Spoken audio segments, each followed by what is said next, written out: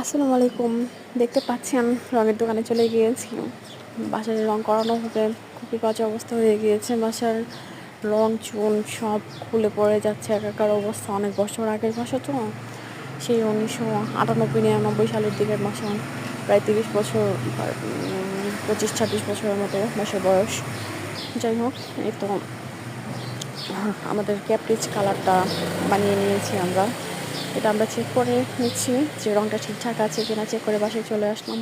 এই তো দেখুন, ওরা মিস্ত্রিরা এসেছে সকাল সকাল, এসে রং চুন যেখানে যা করার দরকার ঘষা মাজা সব করে, সব র্যাপিং করে দিয়েছে ঘর বাড়ি।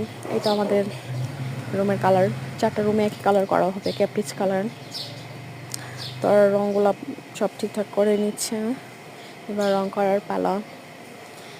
এখন কি নাজেহাল অবস্থা, ছোট বাচ্চা নিয়ে একদম ঠান্ডায় অবস্থা খারাপ। এই রঙের কাজের ভিতরে খুব অসুবিধা হয়ে গিয়েছিল ছোট বাচ্চাকে সামলে রাখতে। তারপর আলহামদুলিল্লাহ ওরা মিস্ত্রিগুলো ভালো ছিল, অনেক তাড়াতাড়ি রঙের কাজ শেষ করতে পেরেছে। এই তো রং ছেঁকে নিচ্ছে, ছেঁকে নিয়ে এখন রং করবে ওরা, রং করার পালা। এই দৃশ্যটা সুন্দর, মনে হচ্ছে যে মাছ ছেঁকে নিলে যেমন হয় ওইভাবে রং ছেঁকে নিচ্ছে। তারপরে তো রং করার পালা শেষ। এখনও ঘর বাড়ি কিছুই গোছানো হয়নি। রংটা দেখাচ্ছি, কেমন হয়েছে জানাবেন। রংটা আমার পছন্দ করা রং। তারপরে তো সোফার কভারগুলো আমি একটু পর সব লাগিয়ে নিলাম, কারণ ড্রয়িং রুমটা আপাতত গুছিয়ে নিচ্ছি। কারণ এই রুমটাতেই সময় দেওয়া হবে, বেশি বসতে হবে।